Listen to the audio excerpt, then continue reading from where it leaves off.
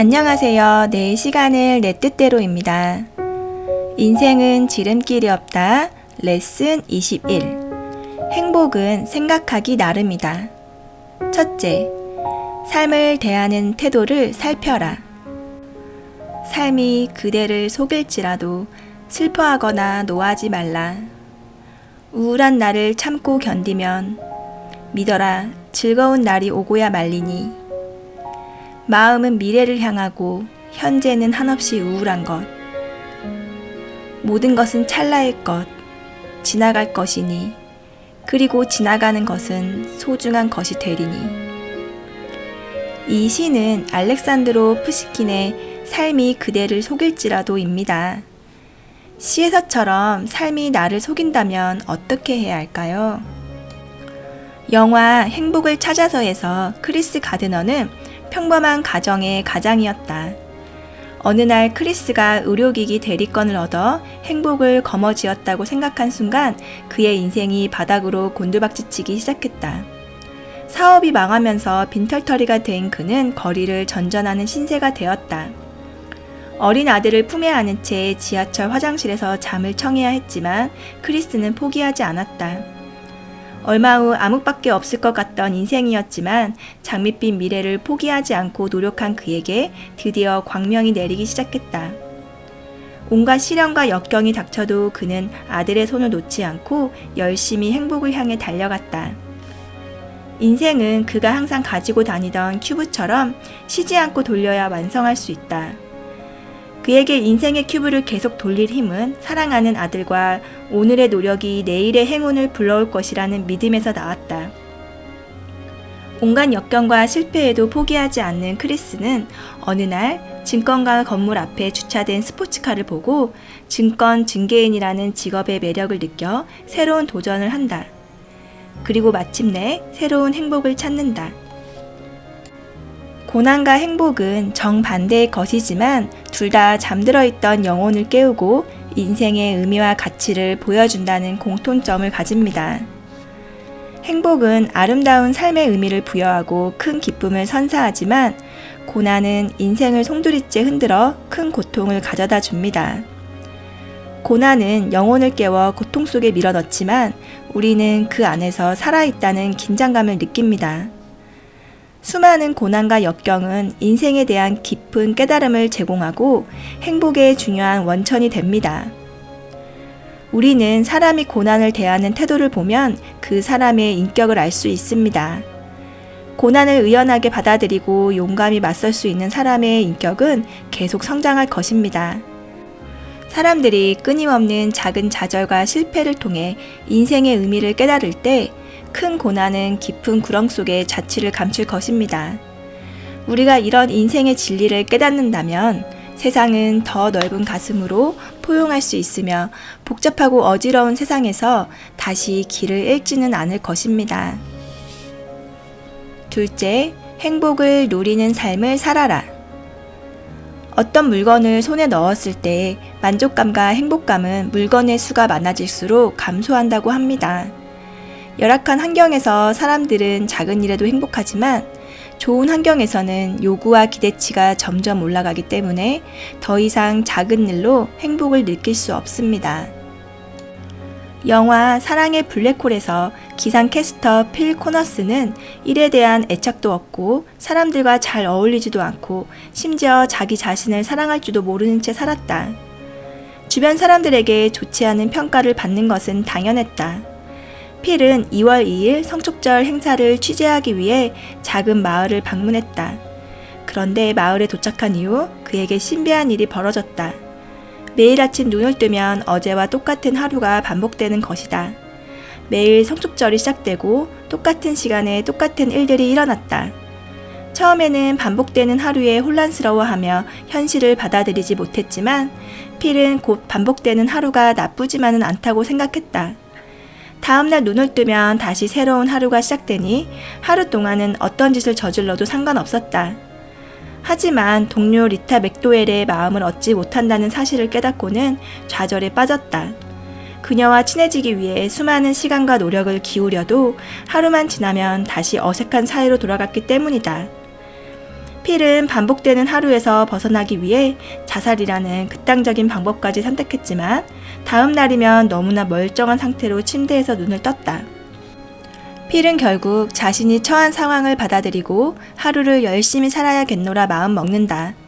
그리고 사람들과의 관계를 개선하고자 최선을 다했다. 필은 수많은 2월 2일을 보내면서 완전히 다른 삶을 살게 되었다. 그는 마을의 모든 사람을 알게 되었고 그들 모두와 친구가 되었다. 그는 자신이 그토록 바라던 리타의 마음까지 얻게 되었다. 두 사람이 사랑을 확인하고 함께 밤을 보낸 다음 날, 필은 여전히 자기 옆에 있는 리타를 발견했다. 그렇게 2월 2일이 지나고 드디어 2월 3일이 왔다. 인생에 목표가 없는 사람은 일상의 소중함을 모르고 무기력한 삶을 살았던 필과 같습니다. 명확한 목표와 방향을 가져야 하지만 그보다 중요한 것은 목표를 실현하기 위한 방법과 그 과정을 즐길 줄 아는 마음가짐입니다. 필은 반복되는 성축절에서 벗어나 새로운 삶을 시작하겠다고 결심한 뒤부터 하루를 제대로 보내고자 최선을 다했습니다. 필은 조금씩 변하는 삶 속에서 진정한 행복을 깨달았습니다. 목표를 달성한 결과물이 행복이라고 오해하는 사람이 많습니다. 물론 목표를 달성하고 나면 만족감과 성취감을 얻을 수 있지만 그리 오래 가지는 않습니다. 새 집을 마련하고 새 차를 사고 승진을 하면 큰 만족감을 느낄 수 있지만 그런 것들은 시간이 지나 익숙해지면 바로 사라지는 감정입니다.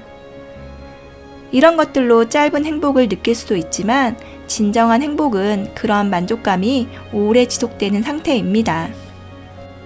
그럼 행복이란 무엇일까요? 행복이란 결과가 아니라 과정입니다. 많은 사람이 불행하다고 느끼는 이유는 과정을 소홀히 하고 결과에만 집착하기 때문입니다. 목표는 행복해지기 위해서 반드시 필요하지만 행복의 전부는 아닙니다. 진정한 행복을 위해서는 삶의 즐거움과 가치를 가져다 줄 목표를 설정하는 것이 중요하고 목표를 달성하기 위해 최선을 다하고 그 과정에서 행복을 누릴 수 있어야 합니다. 셋째, 가장 단순한 삶을 살아라. 동물은 배불리 먹고 아프지 않으면 행복하다고 느낍니다. 그런 면에서는 사람과 비슷하지만 그렇게 생각하지 않는 사람도 많습니다. 사람들은 때로 어렵고 복잡한 것만 보느라 쉽고 간단한 것을 보지 못합니다. 바쁜 생활 속에서 인생의 진정한 목적을 상실하고 자신이 정말 원하는 게 무엇인지 잊어버린 채 살아가는 것입니다. 어느 날 수심에 가득 찬 청년이 뭐든지 다 아는 현자를 찾아와 물었다. 저는 타인에게 도움이 되는 사람이 되고 싶은데 일이 생길 때마다 머릿속이 복잡해져서 제대로 처리하기가 어렵습니다. 항상 무언가를 선택해야 하는 순간이 되면 뭘 선택해야 좋을지 모르겠어요. 현자는 청년을 과수원으로 데려갔다. 과수원에서 과일을 하나 가져오게. 청년은 현자의 말을 듣자마자 과수원으로 가서 신중하게 나무를 골랐다. 그리고 나무에서 가장 맛있어 보이는 과일을 찾기 시작했다. 하지만 하루가 지나도록 과일을 고르지 못했다. 결국 빈손으로 돌아온 청년은 울상이 되었다. 죄송합니다. 과일이 너무 많아서. 현자는 괜찮다는 뜻으로 고개를 저으며 청년의 발밑에 떨어진 과일을 가리켰다. 이 과일을 주게. 청년이 과일을 주어 건넸고 그것을 받아든 현자가 말했다. 아주 고맙군. 하지만 저는 아무것도 하지 않았는걸요? 방금 과일을 내게 주지 않았는가? 이건 간단한 일이잖아요. 바로 그거지. 아주 간단하지. 나는 그저 자네에게 과일 하나를 가져오라고 했지. 반드시 나무에 열린 과일을 가져오라고 한 적이 없네. 자네처럼 생각이 너무 많으면 괴로운 법이지. 단순한 일을 복잡하게 생각하니 고민만 되고 제대로 선택하지 못하는 거라네. 단순한 삶은 즐거움의 원천이자 번뇌를 없애주어 우리의 몸과 마음을 해방시켜 줍니다. 단순한 삶은 꿈과 이상을 포기하라는 것이 아니며 삶의 본질과 핵심을 강조하는 것입니다. 이때 자신에게 솔직한 태도가 가장 중요합니다. 속세를 살아가는 사람의 영혼은 더럽혀질 수밖에 없는데 한번 묻은 때는 쉽게 지워지지 않습니다. 더러워진 영혼을 정화하는 일은 방 청소처럼 쉬운 일은 아니지만 자주 들여다보고 매일 청소해주는 것이 좋습니다.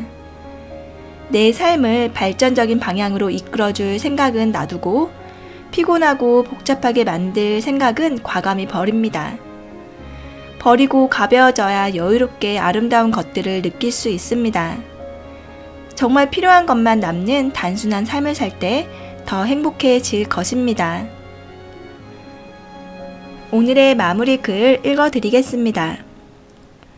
즐거움과 고통은 내가 무엇을 가지고 있는가로 결정되는 게 아니라 무엇을 열심히 느꼈는가로 결정된다. 헨리 호프먼. 감사합니다. 내 시간을 내 뜻대로였습니다.